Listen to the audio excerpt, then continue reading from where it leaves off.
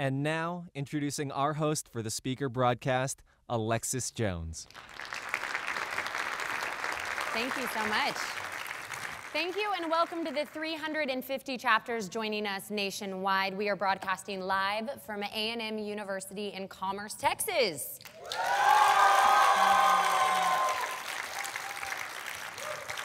Now, before I dive into the 3 ways in which you can participate in tonight's broadcast, I'm first going to go over 3 quick announcements. The first one is our photo wall fan project. I talked about this last broadcast, but basically, we love you guys, and we want to honor all of our members by adorning the headquarters in Hoboken, New Jersey with all of your faces. So what that means is that we're going to create a huge poster of all of you, and if by May 1st you can like us on Facebook, you're going to be included in that. So make sure you do that, because at the end of the day, this really is just an inspiration for us. It reminds us why we do what we do every day, and that entire mission is based on you guys, and we want that to be a reflection of it. Next up, of order of business, cords and stoles. For those of you about to graduate, we have the opportunity for you to buy your cords and stoles online, but there's one little caveat. Please double note with your university whether or not that's acceptable, because we don't want you to buy them and then not be able to wear them. So if you can, then you can go onto our online store and you can check them out, and that would be really exciting, a big honor for us to be adorned on you when you graduate. The third little bit of business that we need to chat about is with regard to hosting schools. A lot of people have been asking us recently. They were saying, how do we go about being a host? And all we need you to do is to email us at broadcast@societyleadership.org. We can answer all of your questions if you and your leadership team are inspired by that opportunity. Next up, there are 3 ways in which you can participate in tonight's broadcast. The first is a trivia question. The first person to text in the correct answer will win $250 worth of prizes, as well as Peter's new book that just came out. And the question is, which news station named Peter's book the best business book of the year? So you can text that into the number on your screen, and you'll enter yourself in to win $250 and his new book. Next up, we have the poll question. And this really is for us just to understand, what are you most passionate about? For next year's broadcast, what kind of topics are you wanting us to cover? Anywhere from leadership to success to health to wealth to making the world better and motivation.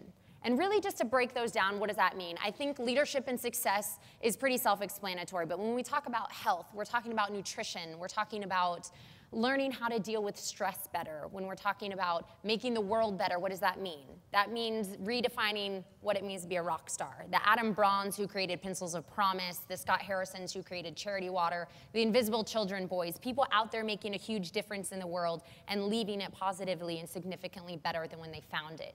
Is it motivation? Is it wanting to, to have someone get up on stage and get you super jacked about something and teach you to overcome obstacles? At the end of the day, the society, we're most passionate about you, and we want your voices to be heard so we can take that into consideration when coming up with our speakers for next year. So please take a moment to answer that poll, and we'll be able to get to those and the trivia question during the question and answer portion of tonight's broadcast, which takes me to the third and final way in which you can participate tonight.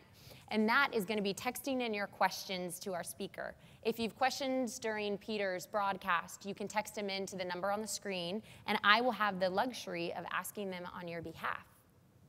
Now for the man of the hour and our last speaker for this semester, which is crazy. I can't believe it's already the last one.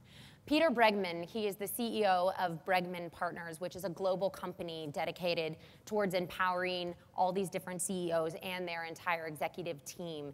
He's one of those guys, when he walked in, the first thing I noticed was he was holding 3 stuffed animals, and they were for his 3 children who are 5, 7, and 11, which makes him a really, really good daddy.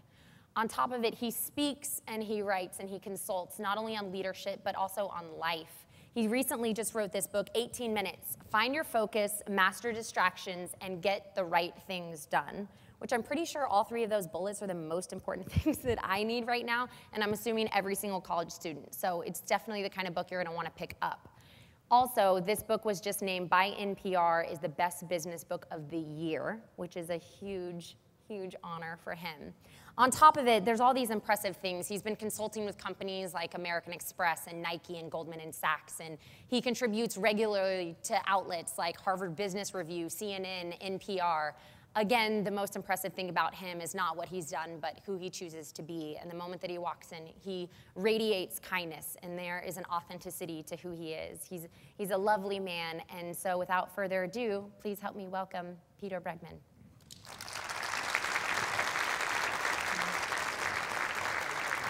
Thank you. Where are we again? Texas? Welcome. I want to start by getting you a little energized and exercised, because we know how important exercise is. So I'm going to ask you first to pick a partner, just someone sitting right next to you. If you're in any of the colleges outside in the auditoriums, just pick a partner. Find someone that you're sitting next to. Does everyone have a partner? Okay. What I'm going to ask is that you get into what appears to be a normal arm wrestling position, please. You're going to have to situate yourselves in such a way.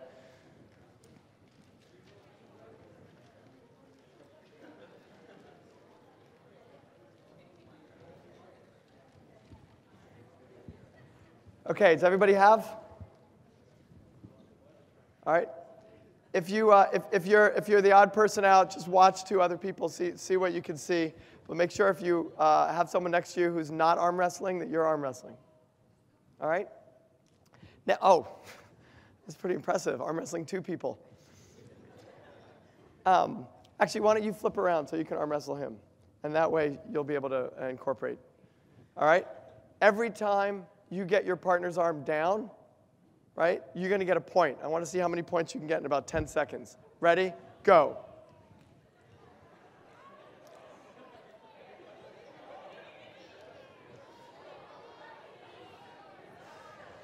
All right, I see good aggression here. Excellent. All right, and stop. Good. First of all, give yourselves a hand, because you put some effort into that. That was great. All right. Now, I want to see how we've done. So raise your hand if you got between 0 and 1 point. Either you got no points or 1 point. Okay, so that's probably about 2/3 of the audience. All right, raise your hand if you got over 20 points. Anybody get over 20 points? I see a couple of people here got over 20 points. All right, so I want to explore what the difference is between 0 to 1 points and 20 points. All right, so I want to hear, and I'll do this on stage so people can see. If you could stand up back there and show me what you did that got you 20 points. Can you show me what you did? And I'll mimic it. You were like this, and then you went down, and then you went down again, and then you went down again. Okay. And then look all the way down. Okay, great. And you did it 20 times. What were the instructions? Constantly doing it. Boom, boom, boom, boom, boom, boom, boom. Right? So either the person you were doing with it just chose not to fight you, or you made some kind of agreement. Right? So what were the instructions that I gave you? What's the first thing I said? Pick a partner, not what? A partner, not a what? Not an enemy, not an opponent. Enemy might be a little strong. But not an opponent, right? So you're picking a partner, right? That's the first thing you do. Then, what else did I say? Get into what? What appears to be a normal arm wrestling position. What happens? What happens when you get into an arm wrestling position? What happens to you? You get competitive.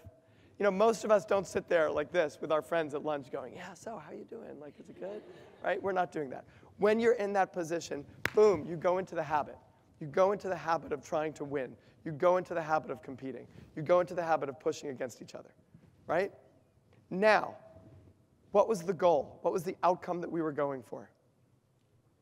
As many points as you can get, right? Yeah, excellent. And so, let me ask you this question. Is fighting against the person who's your partner to get as many points as you can the best way to get as many points as you can? Probably not. right? So this is what we do. This is what we do all the time, right? An event happens. That event could be someone yells at you in a hall, right? It could be you walk in to, you wake up in the morning and the first thing you do is what? Check your email, maybe? No? Right? Whatever it is that you do, whatever triggers, you have an event that triggers something. Let's go with someone yells at you, right? Someone yells at you. What do you do when someone yells at you? You yell back. So a lot of us will yell back. So there's a reaction. There's an event, which is someone yells, and then there's a reaction as I yell back. And that reaction creates an outcome, right? The reaction creates an outcome. And the outcome is almost ancillary to the reaction. It just happens, right? We're not in control of that outcome. It just happens. Someone yells at me, I yell back, something happens out of that. This is what really successful people do, something slightly different. They create space between the event and the reaction. They create space between the event and reaction. They pause, they breathe, which is, by the way, a good idea to do whether something's happening or not, just breathing. But they pause, they breathe, and they think. And what they're thinking about is not the reaction. They're not thinking about that yet. I want to hear some guesses about what they're thinking about. The consequences of what? Of a reaction. Go ahead.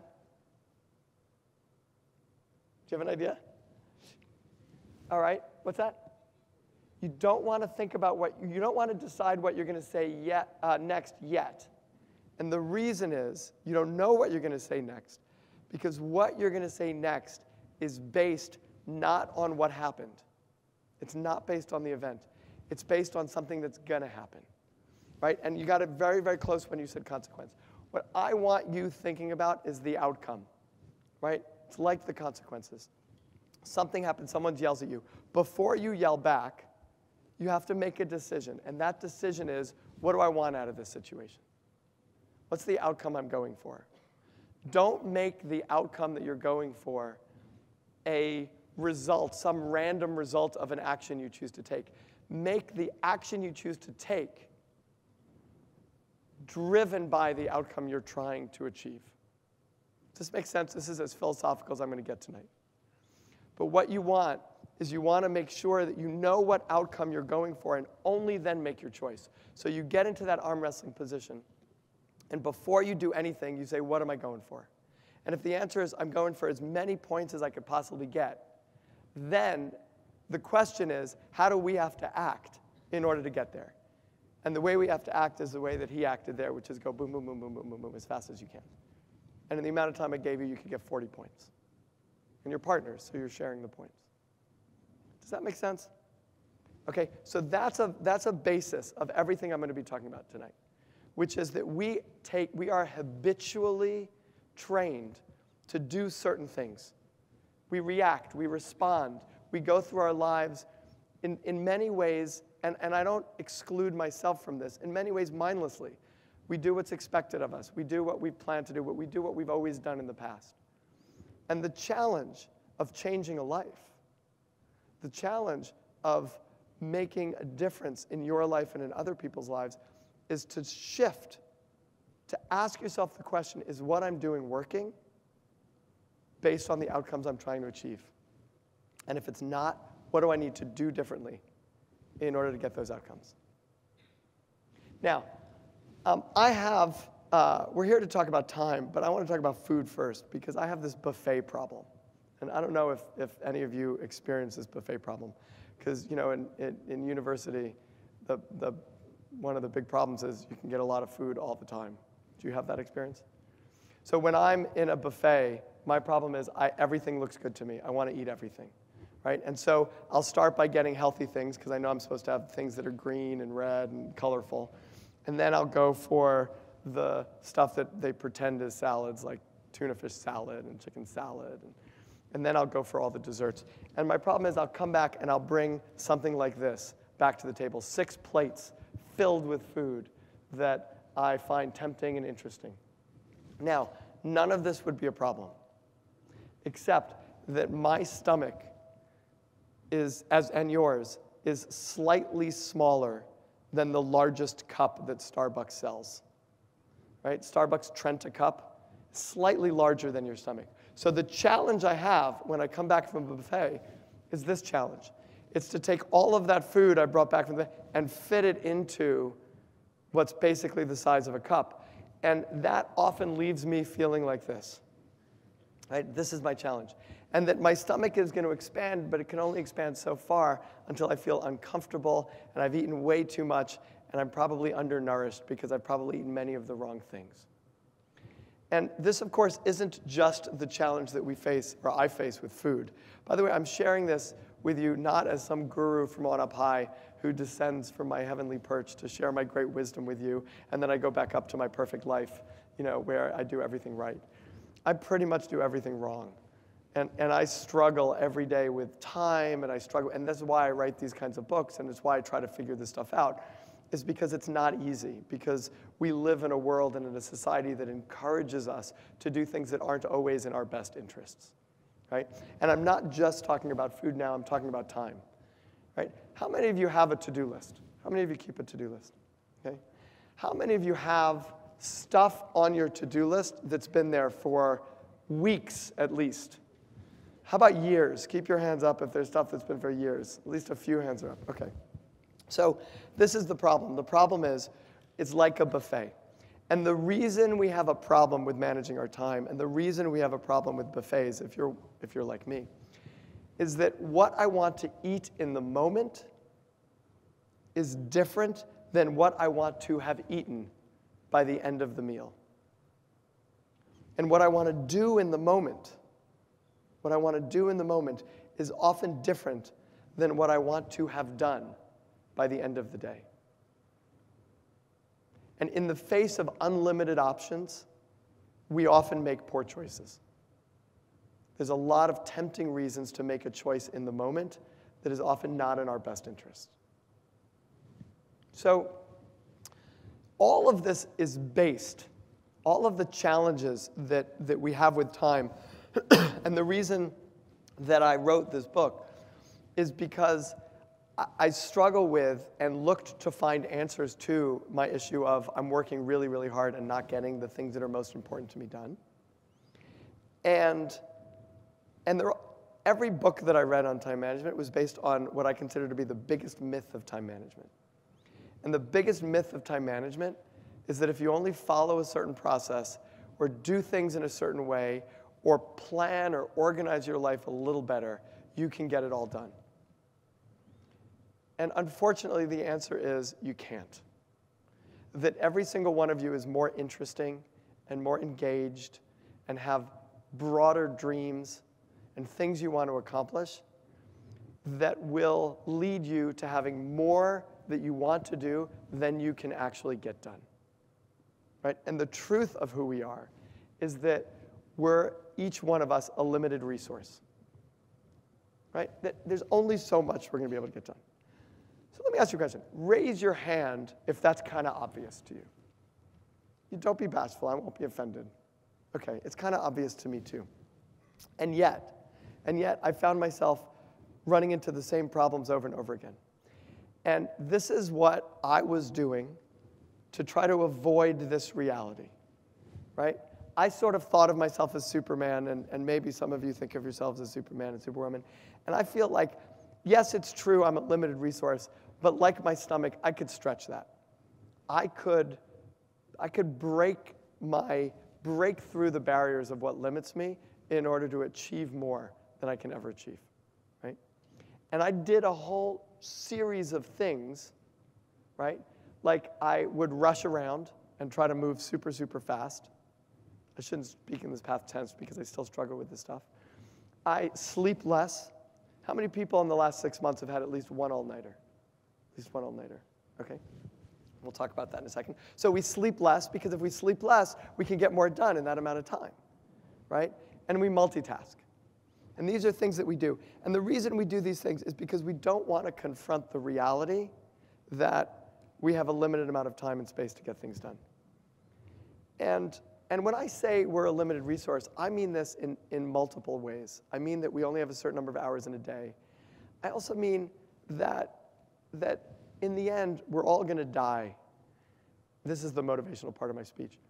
That in the end, we're all going to die, and things will be left undone. Like, there is a limit to what we're going to be able to get done. And on the one hand, that's deeply depressing. On the other hand, it's deeply empowering. Because when you admit that, when you admit that you're not going to get everything done, at that point, you have to be strategic and intentional about what you're going to do and what you're not going to do. And it's in those choices, it's in those moments when you choose, when you go, I cannot eat the entire buffet. It's just not going to happen. Then I have to make a decision about what I'm going to choose to eat and what I'm going to choose to not eat. And when we don't face that reality, we think we can eat it all. Right? So it's a reality that's incredibly empowering because it gives you a choice to say no to a whole bunch of stuff. So what I want to address is what we do to try to expand that, to try to violate the reality that we're a limited resource. One of the things that we do is we rush around. How many of you have received an email? I'm sure you've never sent one like this, but received an email where you think, maybe that person should have paused briefly before hitting send, right? Have you gotten that email, right? Or have you gotten emails where an email has been recalled? Like have you seen that, where they say, I recall this email? Something that people do in email systems where they go, oh, I sent that email by mistake. I want to pull it back. But of course, you can't pull back an email, right? So when you get that email that says, I sent that too fast and I want to pull it back, all that tells you is, I've got 400 emails, but if I'm only going to read one today, it's going to be the one you want to pull back, right? The one that you want to tell me that you didn't mean to send.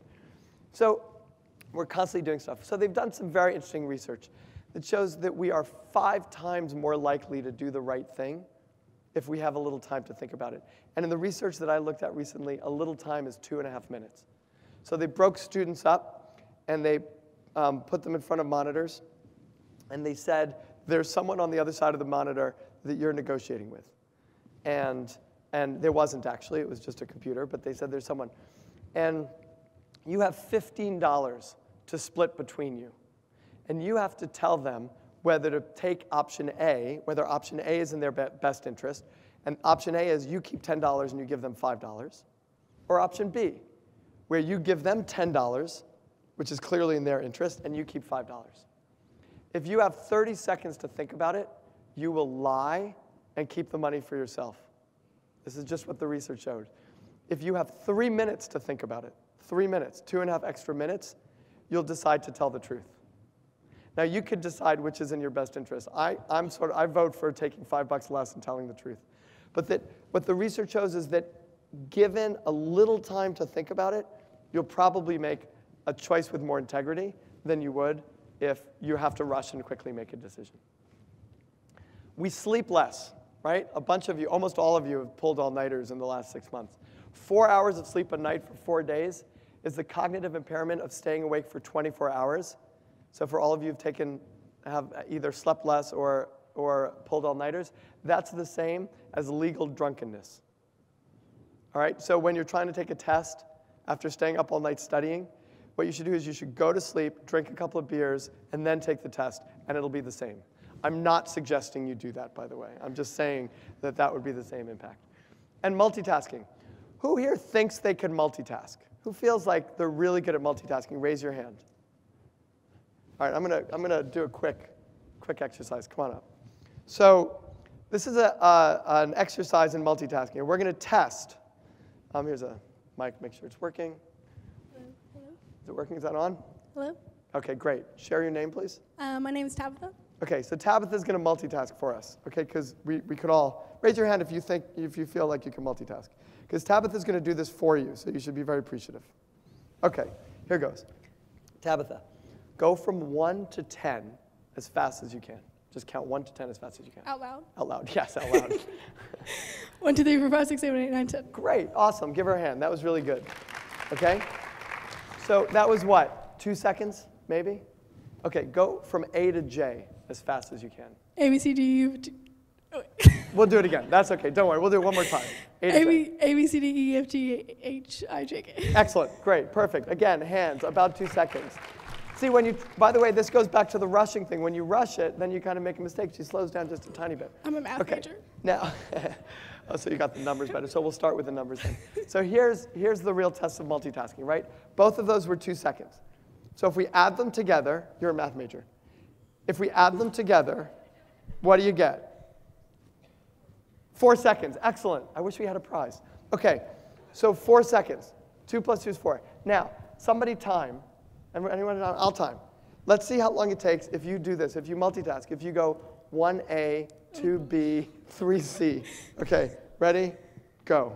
1A, 2B, 3C, 4D, 5E. Thank you very much. It's really hard. Nobody can do it. Can you give her a hand, please? Because every single one of you, thank you, Tabitha. Every single one of you would be in the same situation. Our brains cannot multitask. We cannot do it. It is impossible. What you do is you switch task. You very quickly go back and forth between things. And you lose really valuable time in the middle, right? And you increase your cortisol levels, and you get really stressed out. And it just doesn't work. So we do these things to try to increase our productivity, right? And people distracted by incoming email and phone calls saw a 10-point fall in their IQ. 10 points. Which is more than twice the impact of smoking pot, right? And it's similar to losing a night of sleep. So what I'm saying is that basically we think that we're like Superman and Superwoman, but actually we're Lindsay Lohan, right? And we're like operating. We're trying to, we're sleeping less and we're rushing around and we're multitasking and we're operating where we're basically sort of drunk and stoned all day. And it's not an effective way to go through life. It is not a good way to then be productive as you're moving forward in life. And so the question is, there's one other thing that we do, by the way, is that we just deny the fact that we're a limited resource, and we put everything on our to-do list, and we say we're going to do everything. And then what happens is that things fall off our to-do list. They fall through the cracks. And usually, it's the most important things that fall through the cracks. It's the things that we least want to give up, but that are most challenging and scary to us. And instead of writing a chapter of a book I want to create, or starting a novel I want to create, or starting a not-for-profit I want to do, instead of doing these like really, really cool things that are risky, in which we may fail, in which if we did start and we failed, maybe that would mean I'm not as successful as I think I can be or as I want to be. And rather than face the reality of all that, I'd rather go buy running sneakers, which is something I could check off my list and say I've done, right? So the most challenging things are the things we leave and we procrastinate on until last, because failure is really, really scary. And instead, we spend our time doing things that are less important, and if we haven't taken those things off of our lists, the important things fall off. So our brains, this is what our brains do. There's a million things going on. A million things going on in our heads. There's a million things that you want to accomplish, that you want to do, dreams that you have. And what we need is what I call the big arrow.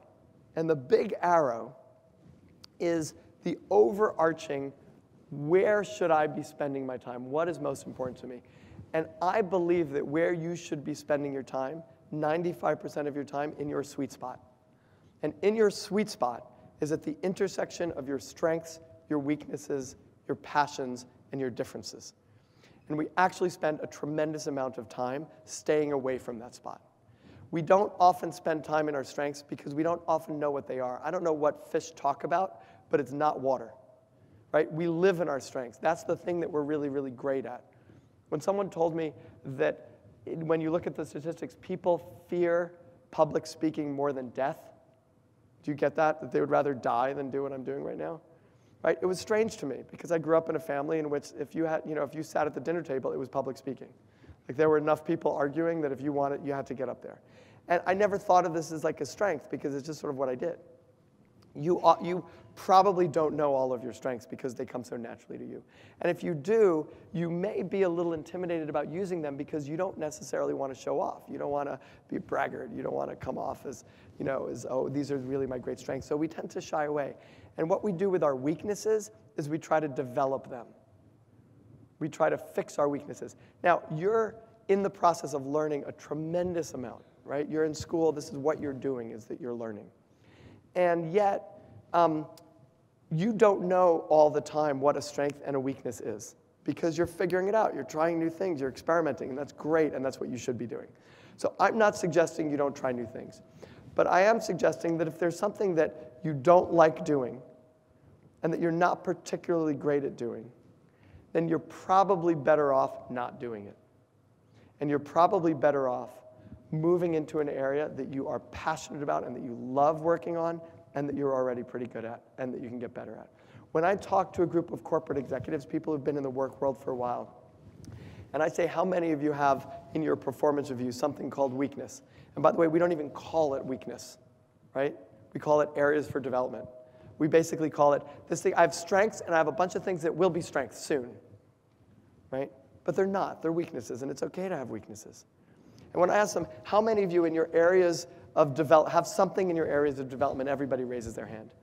And then I ask, and I can have 1,000 people in an audience, and I can say, how many of you have had those same things in your areas for development ever since you've been doing a performance review, 10, 15, 20 years, and they all raise their hand, right? If you're spending your time trying to get great at something you don't like, it's probably going to end up in frustration. And you definitely won't end up as successful as you can be is if you understand exactly what you love doing and what's a strength, and you spend all of your time getting even better at those things. Right? That's your sweet spot. The things that you're passionate about, ways in which you're different. We spend so much time trying to fit in.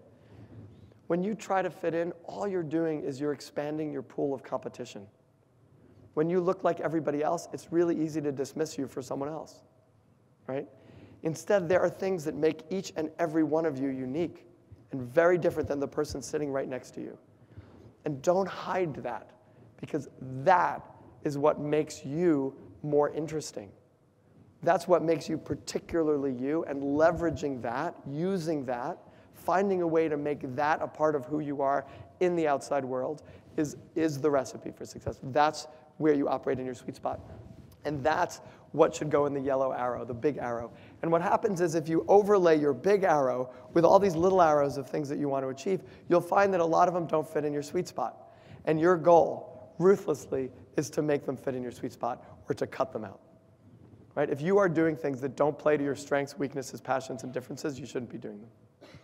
Right? Because it's just a waste of your energy and a waste of your time. And the challenge, this is my favorite Michelangelo quote. It's actually the only one I know.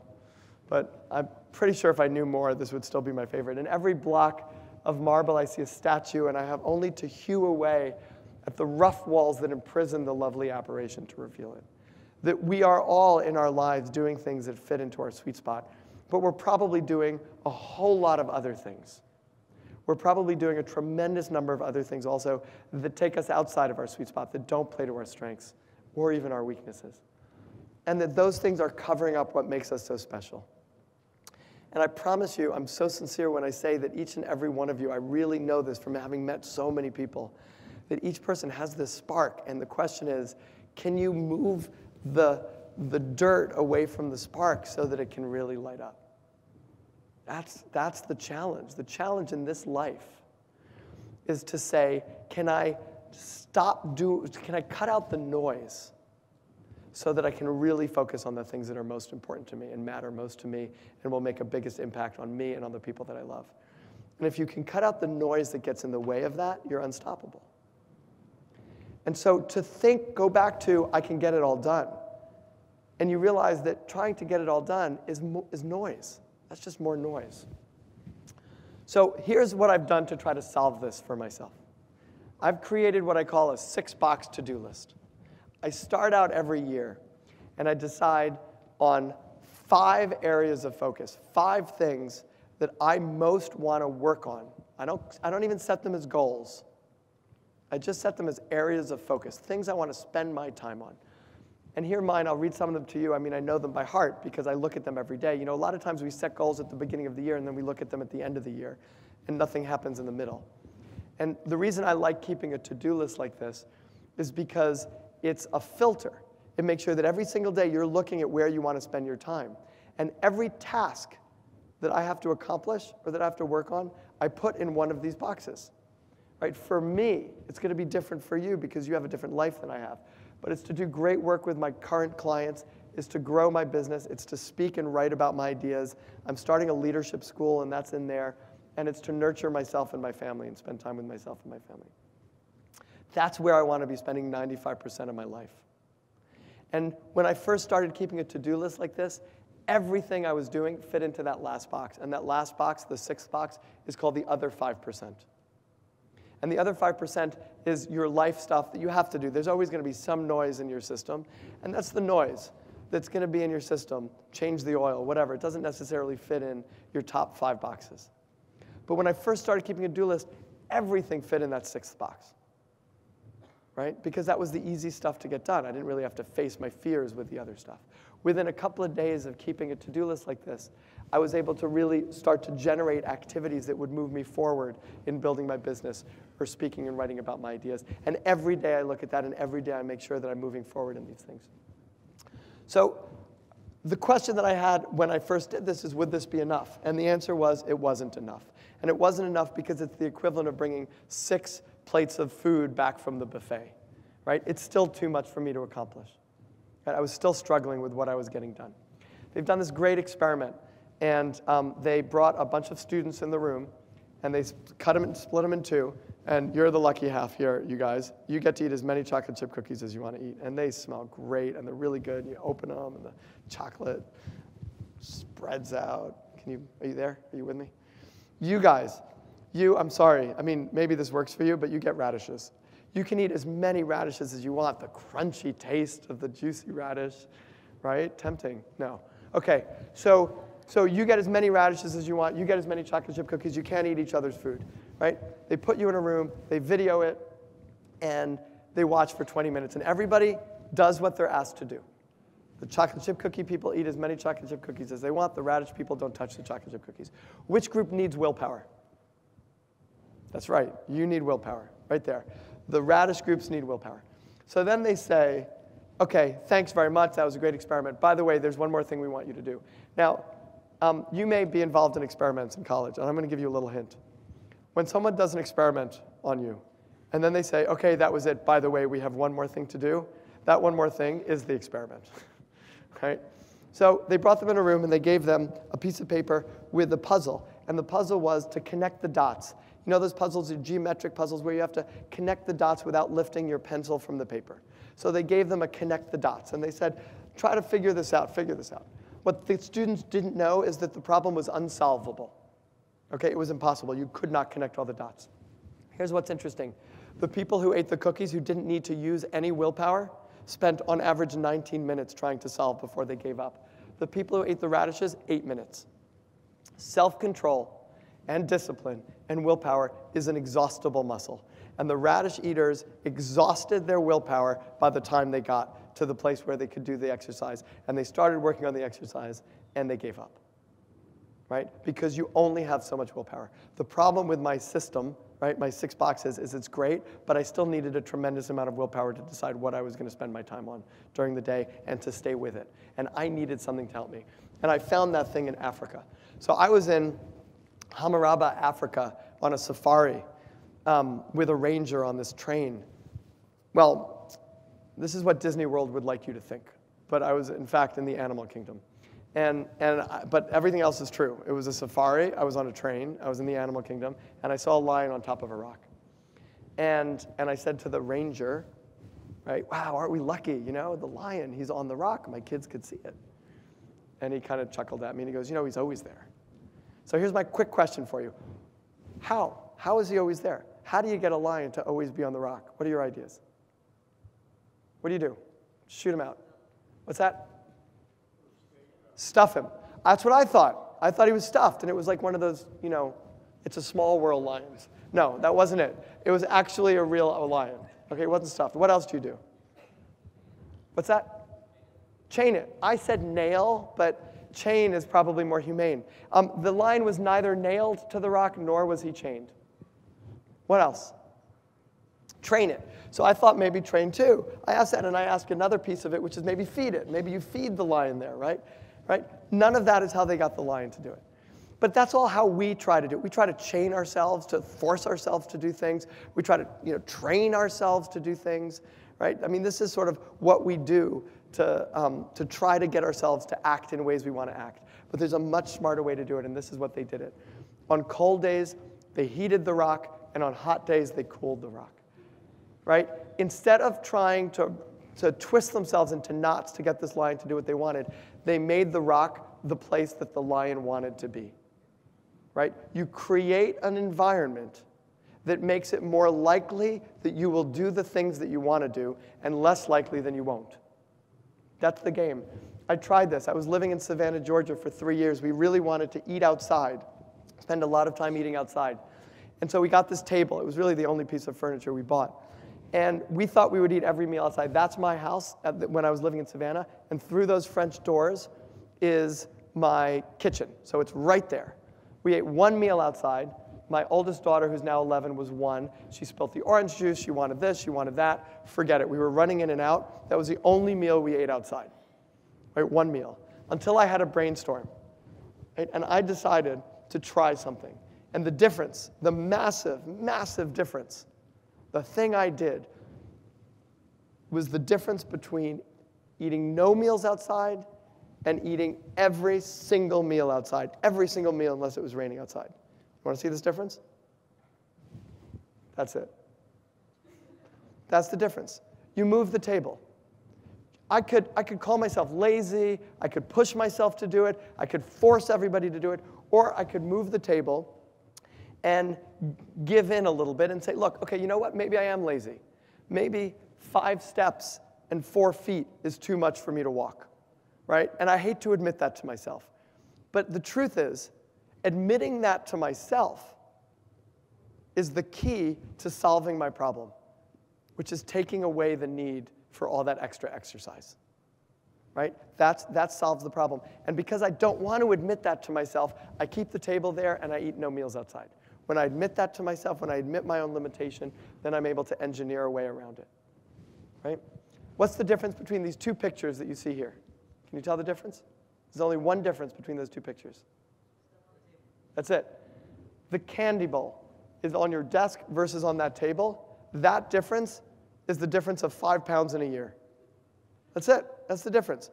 You could really try to stick a diet, or you could just take the candy bowl and move it 6 feet away. And if we can engineer solutions to how we're acting, if we create environments that are more supportive of the way we want to behave, as opposed to the way that we are behaving, that's how we change behavior. So how did I solve my buffet problem? Very simply. I go to a buffet with 1 small salad plate.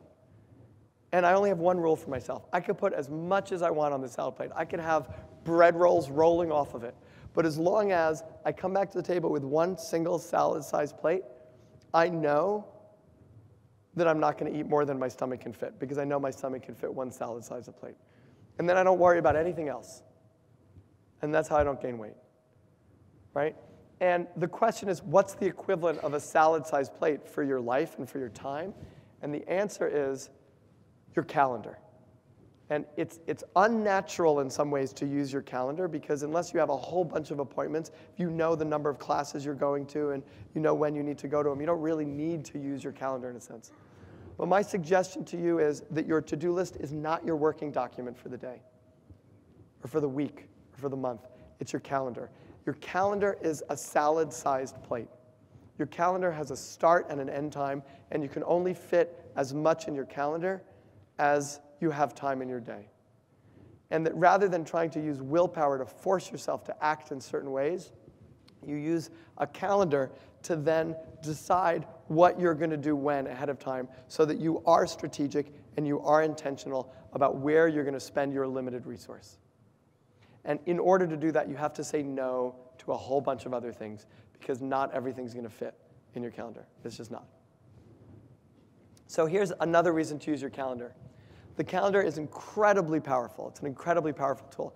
So they asked people to write an essay sometime in the next 24 hours, right? Anytime in the next 24 hours. 30% or so did it. Then they said, tell me when and where you're going to write that essay. That number jumped 3 times, right, to 75%. They asked people to do a breast cancer check, women to do a breast cancer check sometime in the next 30 days.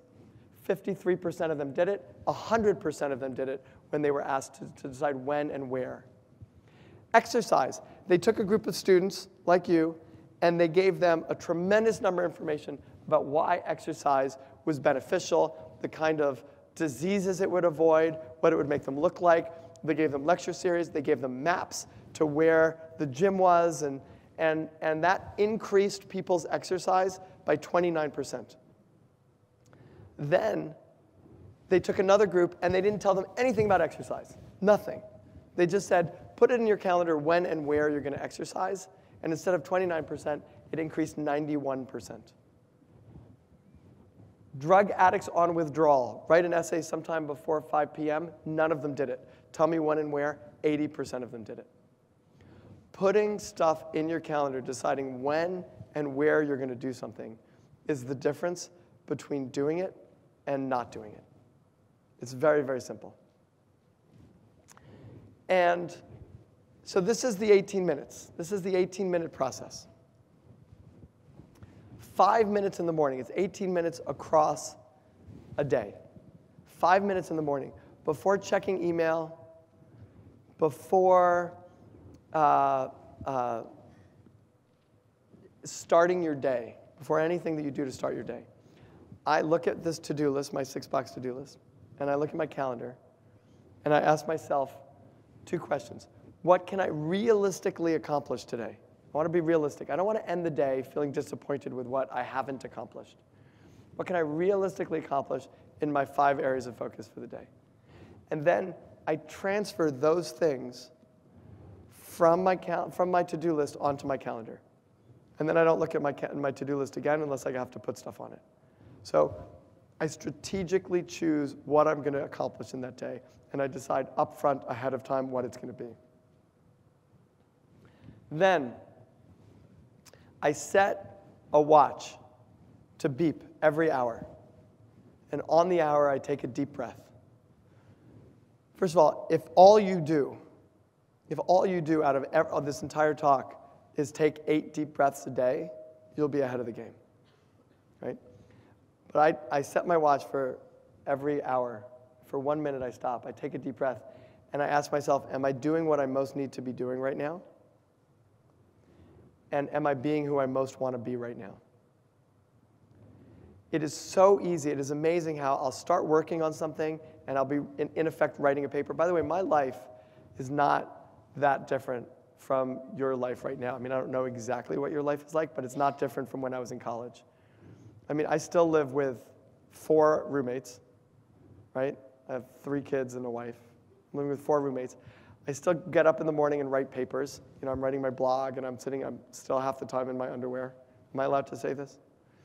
And I'm like, you know, the life of a student and my life is incredibly expansive. I mean, you can kind of almost do anything, anytime.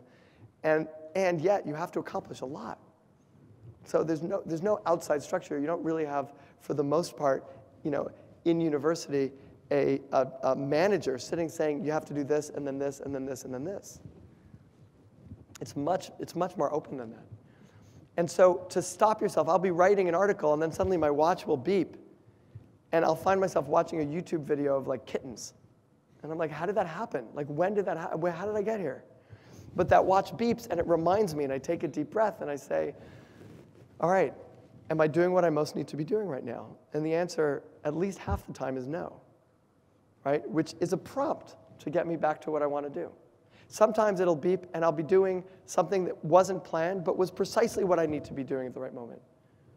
And I'll say, fine, this isn't my plan, but I'm where I need to be. And that second question came to me because at first I only asked the first question. And then I was on the phone with a phone company many of you may experience. And they had screwed up my service, and they had charged me, you know, an extra $5 on my bill, and I was incensed with the injustice of it all.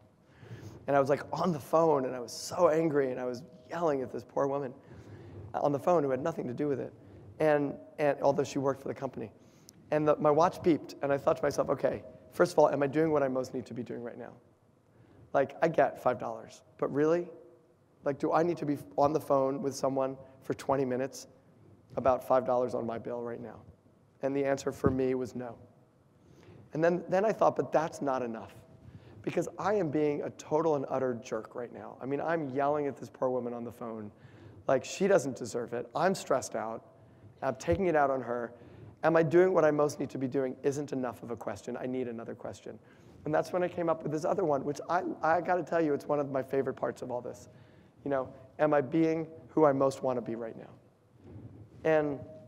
And finally, 5 minutes in the evening, I look back on my day and I say, how did it go? What worked? What didn't work? What do I want to do differently? What did I learn from the day? And also, my favorite, it kind of wraps the day up by I consider them my gratitude minutes. Is there anybody that I want to thank? Is there anyone I want to share feedback with? Do I want to tie up any loose ends from the day? And so that takes 18 minutes in a day, 5 minutes in the morning, a minute each hour, and then 5 minutes in the evening. And it helps to wrap up your day and make sure that you're really focused on the things that are most important to be focused on. And the biggest challenge isn't, can you follow a system? It's, can you take the noise out of your own system so that you're spending your time doing the things that ultimately are most important to you and ultimately are going to make the biggest difference, so that you look back on your day, you look back on your year, and ultimately you look back on your life and you say, I've really used my time well. Thank you very much.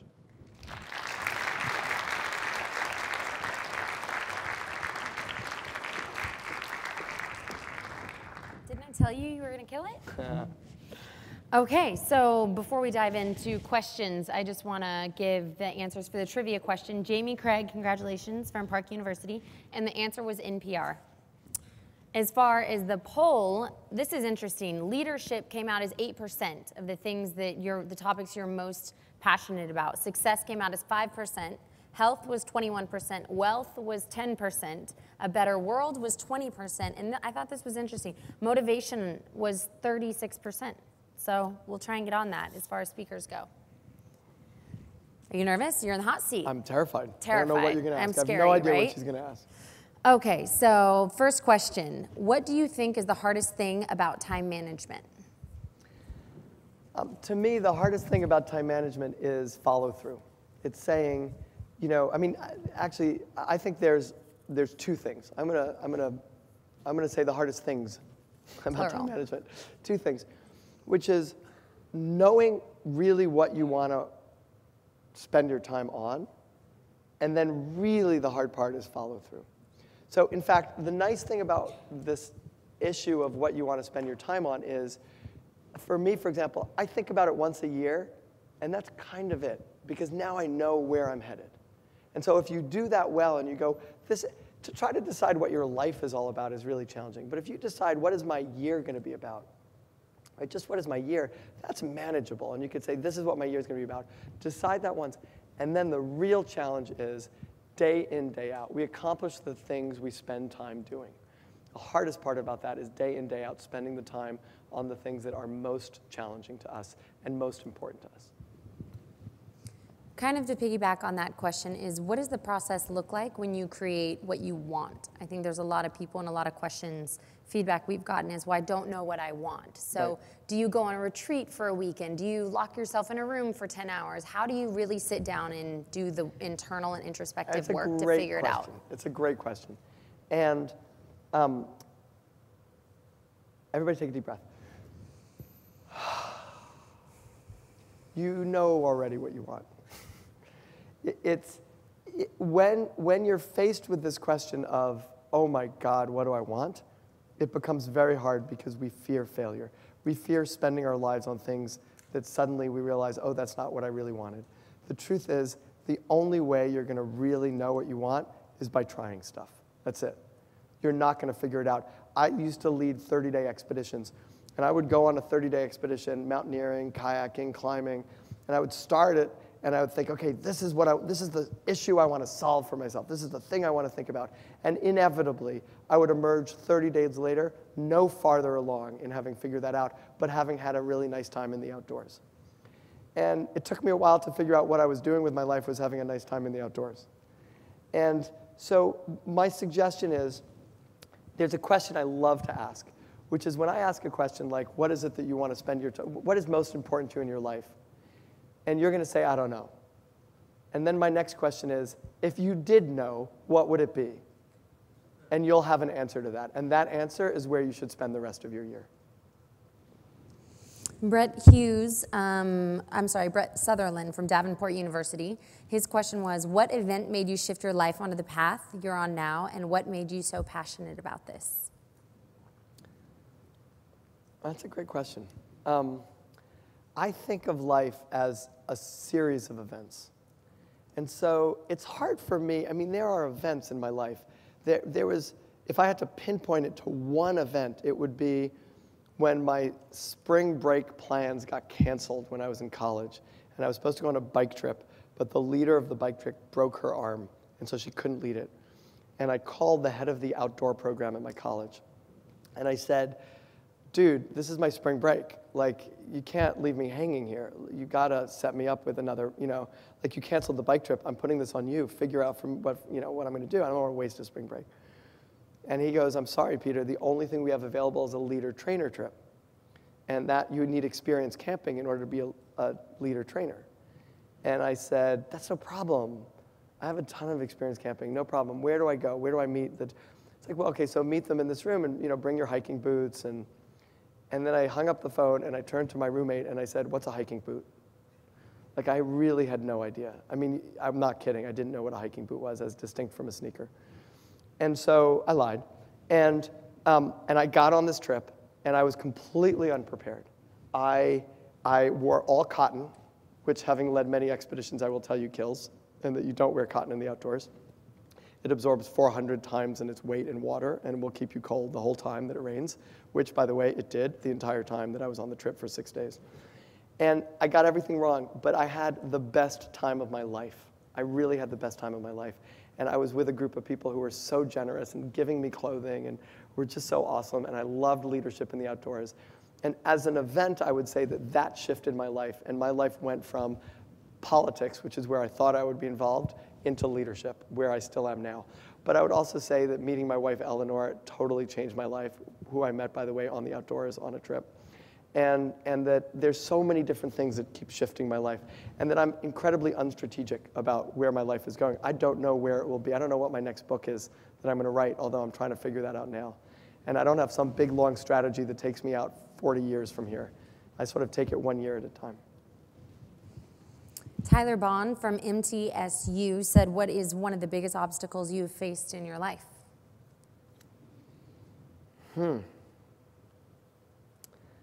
One of the biggest obstacles, I would have to say that one of the biggest obstacles I faced in my life is, I just mentioned her, Eleanor. I mean, she's not an obstacle. She's my wife. But Eleanor, my wife, whom I adore and love, is Christian, and I'm Jewish. And she's actually a minister now. And we went out on and off, but pretty much on for about 11 years before we got married. And the biggest challenge, the biggest obstacle was, we love each other so much, can we get over this challenge of being of different faiths and really staying true to who we each are, and at the same time moving ahead in a life together and dealing with families that had trouble with it, and parents who weren't crazy about it, and family members and siblings who weren't crazy about it, and really making a choice that we knew was the right choice, and facing this obstacle about saying, am I willing to do something that may alienate all of the people I love in my life in order to be with the person that I most love in my life? And I would say that thank God we worked through it, and everybody gets along really, really well now, and it was an obstacle well worth facing.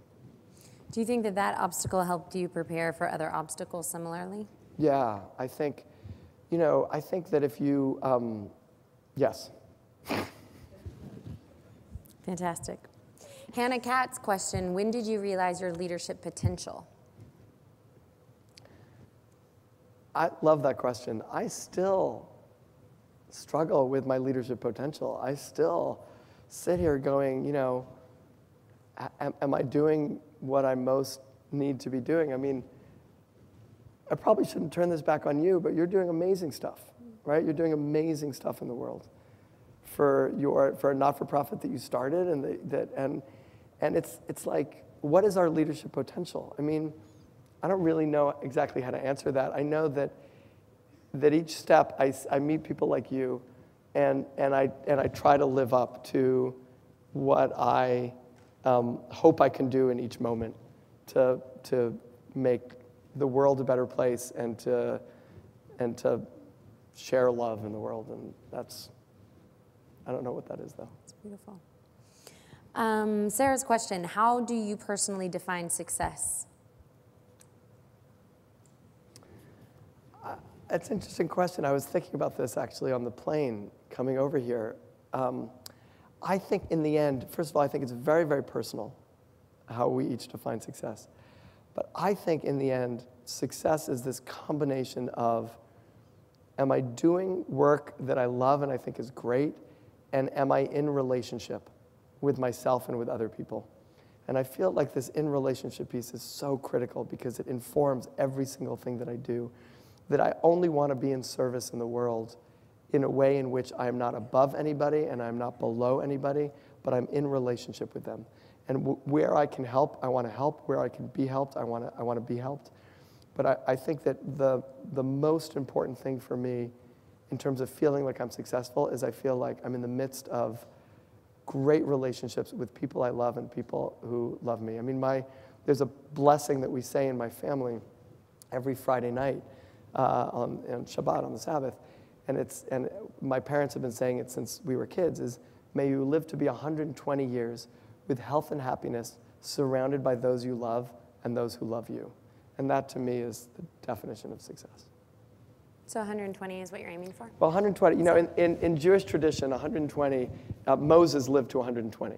And so the idea is you can't really expect to live longer than Moses, you know, because it's Moses.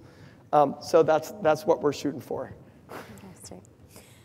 As a leader, how do you handle a group member who doesn't share their weight of a group assignment without creating enemies and keeping the peace? That's also a great question. This is a point at which I would turn it on the person who asks and say, well, how would you do it? And then think of an answer while he was talking. You know, mostly what I think is that people work tremendously hard to make their ideas successful. And they won't work nearly as hard to make my ideas successful. So what I do is I look for, if I've got a team member like that, what is jazzing them? There's this article I wrote, I think it was the first article I ever wrote for Harvard, which is the #1 interview question to ask when you're interviewing someone for a job. The #1 interview question. And that question is, what do you do in your spare time? If I could hire you to do for me what you do in your spare time, I'm done managing you, right? You're managing yourself. You're self-motivated. So I think the challenge with a team member who's not pulling their weight is finding out what they really care about. By the way, maybe they're on the wrong team. Maybe they're just doing the wrong stuff and they're on the right team. But to find out what they're jazzed about and to help shape the environment so that they can spend their time doing what they love doing. And then you don't have to worry about motivating people. Is that like heating or cooling their rock? It's exactly like that. Interesting. Michelle Taylor, her question is, what steps did you take to get where you are today? A lot of little steps. You know, I was really into politics, and then I went to college, and I became very disillusioned. I was in a pretty senior level student position in politics for a crazy organization I'm not going to mention. And then I realized I didn't entirely believe everything that I was saying, and that I couldn't be in the leadership role. I didn't know how to be in the leadership role and question. I knew how to be in a leadership role and push, but I didn't know how to be in a leadership role and question. And so I decided I would have to get out of politics completely, which I did. And then I looked for the next thing, which turned out, as I said, to be leadership in the outdoors. And then I was doing that for a while, and I was leading trips with Knowles and with Outward Bound National Outdoor Leadership School and in these really cool expeditions. But then I thought, I kind of want a family. I don't want to have to suddenly do something drastically different, like go into finance. I mean, finance is totally awesome. It's just not my thing. And so I wanted to figure out, how do I make money and have a more stable life while still doing what I love? And I don't think I could do it on 30-day expeditions where I see my wife and kids, 3 times a year. And so I started a company. And the company was teaching leadership, and I started teaching. I taught some classes. And then a consulting company, I'm telling you, I'm incredibly unstrategic. A consulting company asked me to partner with them to do this really totally awesome project that we did together that blew us all out of the water. And they said, come join us and start a practice with us on transformational change. And I thought, that sounds cool, and I think I've learned as much as I can in my own company. So I joined them. And then I thought I wasn't professional enough, so I went and I joined Accenture. And then I decided they were way too professional for me, so I left Accenture and I started my company that's now. And I think I do stuff until I get bored, or I think I'm doing a bad job because I'm taking stupid risks because I'm bored. And then I'd try something else. And I don't know if it's ever going to be successful, but as long as I keep changing it up, it's fun. And I don't know what my next step is going to be. From Tara, University of Utah, what is your greatest accomplishment? I would say I hate these greatest questions. I don't like choosing one. But the next question is, who's your favorite child? But we'll okay, right. Yeah, right. Yeah, that's exactly. That's great. I would say I don't know that I could say my family is an accomplishment. I know it takes tremendous amount of work, and on both of our parts, on Eleanor's part, on my part, and on our kids' part, it's a tremendous amount of work. I'm tremendously proud of what we're creating. I'm tremendously proud of the struggles that we share. I'm tremendously proud of the really, really difficult conversations Eleanor and I have. I mean, it's not all hunky-dory, and we have to really be true to ourselves and to face our greatest fears. We have to be really open in having conversations. You know, in the end, I think that's what I'll choose. I'll choose like difficult, challenging, present conversations with Eleanor and with my kids is probably the hardest thing that I do, the scariest thing that I do, and the most important accomplishments to me. We're going to do some rapid fire, so quick answers on these. What has been the hardest obstacle to conquer to achieve your success? My ego. That was quick. We're going fast. I'm going fast. Going fast. How do you deal with procrastination? I get to work. What is the hardest part about being a motivational speaker? And this is from Texas Women's University. Okay. I don't actually ever think of myself as a motivational speaker. This is going to be a longer answer, but not a long answer. That's fine. I don't think I have the power to motivate anybody. I think, in fact, when I ask managers, do you think it's your job to motivate people, and they all raise their hand, and I say, I disagree. I think it's your job to create an environment in which people are self-motivated, right? I don't think we have the power to motivate anybody, but I have the power to help you create an environment in which you could do the stuff that you really want to do. So I think, so that's one thing that I think. And the second thing is, I think that when I'm up there on stage, like I just was, and I'm trying to like be charming and warm and funny and engaging, I hate that because I find it, I don't hate that. I love actually doing what I just did, but I hate that need to succeed in something so you like me. What I really, really, really love is this, which is just totally being real with you. And I think the better I get at motivational speaking, to the extent that the better I get at public speaking, the more everything I do is going to look and sound like this. Because I feel like that's just real, and that's me. And then one last one really quick, because we're wrapping up. Do you think we should focus more on recognizing our strengths than fixing our weaknesses? 100% yes. 100% yes? Yep. And how did you discover your sweet spot? I'm still discovering my sweet spot, but it's all through success and failure. Trying things, going, oh, that didn't work. Ooh, that was kind of stupid, that thing I just said. I probably shouldn't just say that thing again. Those kinds of things. Learning from not being afraid to take a risk and failing and getting up and trying again. And last up, our last speaker, incredible. Can we get a round of applause for him? Thank you. And as far as this summer goes, We're going to take into consideration all the different things that you had regarding the topics you're most passionate about, and we will have our speaker lineup sometime this summer for you, so stay tuned. And one more time for Peter Briggs. Please give it up. Peter Briggs. Peter Briggs.